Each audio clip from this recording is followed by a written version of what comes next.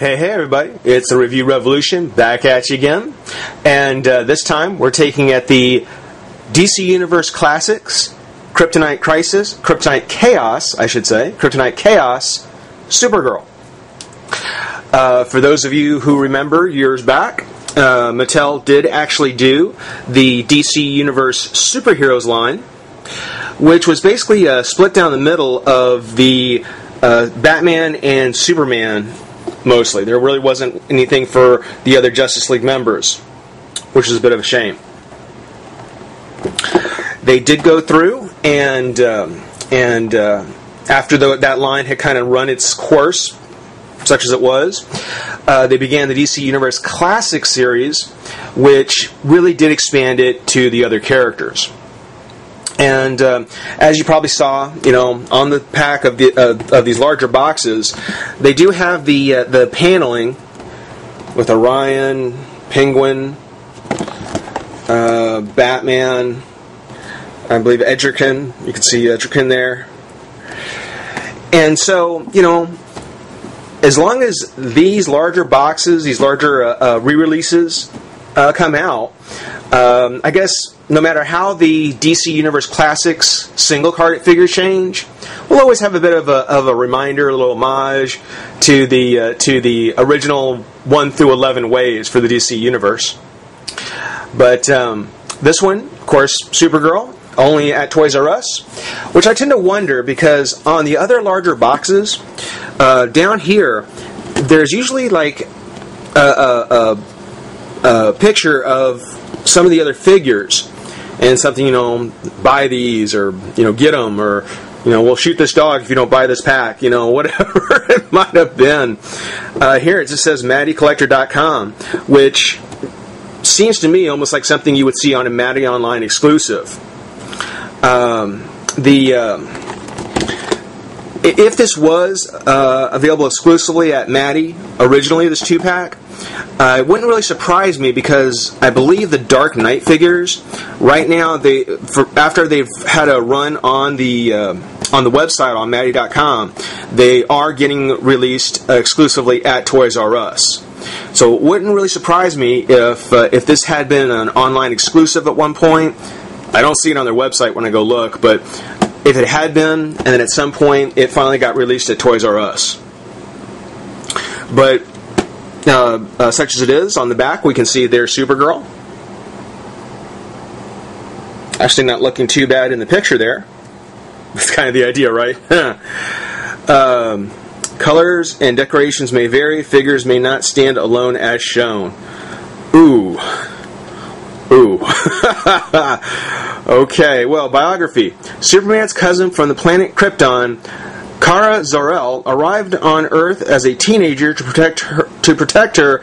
Kara was secreted on Wonder Woman's home island of Themyscira.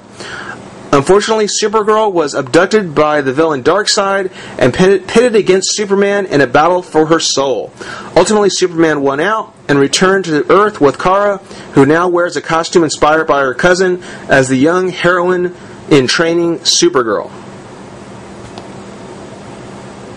Okay. We'll get to it later. Statistics, real name Kara Zor-El. Occupation hero. Base of operations mobile. First appearance Action Comics number 252. Power and abilities. Although less powerful than her cousin, Supergirl has all the same abilities as Superman, including flight, super strength, limited invulnerability, and heat vision. So she is a Supergirl. Now that's a look at the figure in the pack. We'll take a moment, pop her open, and have some fun. So be right back. Alright everybody, we're back, and we've got Supergirl out of her pack. And, I really wanted to find a flag to put in her hand, something to kind of look like it's waving in the air, because, if you get her into a dynamic pose like that, something very dramatic, this is actually a really nice figure. She's really, really nice. But only if you can get her into a kind of a dynamic pose like that, into a very dramatic kind of appearance. If you do dioramas, if you have, you know, backdrops that you can work with, maybe even with a city backdrop, maybe you go ahead and pose her like normal. The reason I say all this is because when you have her just standing, kind of in a neutral pose,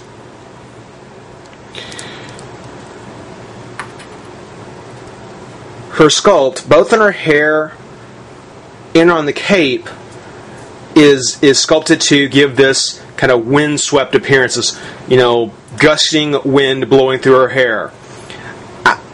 I don't understand it. Well, that's not true. I kind of understand it. I mean, Supergirl has long blonde hair. You know, they wanted to really kind of show it flowing and really kind of capture some element, some flight, you know, light element to her. It just didn't come off right, and it doesn't really work in an action figure. In a statue, great, but in an action figure, no. You can tell. Now her face really isn't all that bad. Again, just with like what I said with Black Cat, if you saw that video, her face does look a little square, a little round.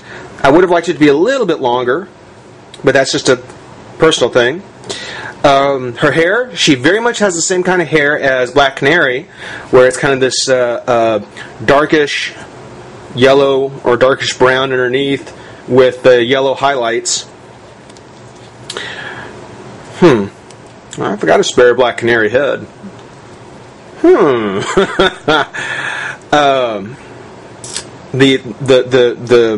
paint on the figure is very nice. I mean, don't have a whole lot of paint application issues. The trim of the yellow looks nice all the way down to the boots, around her hand and on the waist. The S is not actually just painted on, it's actually sculpted on, which was quite surprising. I thought when I first saw it, it was just kind of painted there, but no, it's actually sculpted into her torso, which is actually very cool. Her cape is softer kind of plastic, but again, keeping with the windswept look of the hair, if you look, the cape seems to be kind of blowing or tried to flow off onto her right side, and you can see where it kind of folds over onto itself, like it's blowing onto itself. Again, very, very, I mean, good idea if you're working with a statue, but unless you can find a really dynamic way to display the figure, it really looks very out of place for her just standing in a static pose.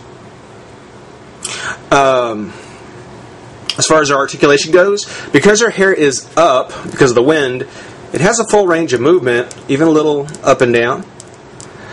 Shoulder comes out, twist of the shoulder, bicep. Her arms are very skinny. Because I don't think the Wonder Woman figure was out by the time they had done her, she has the very skinny arms, more like what Harley Quinn was like. And I would have liked to have seen them put Wonder Woman arms on here. Just because she is Supergirl, she should be, you know, much stronger in the arm. But elbow, wrist, no crunch at the waist. There is a twist up here at the top, not the ab, but up the top of her shirt.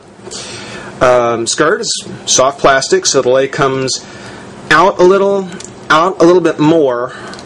Not really a whole lot. Twist, not in the thigh, but looks like there's like a ball joint. Bend at the knee and foot.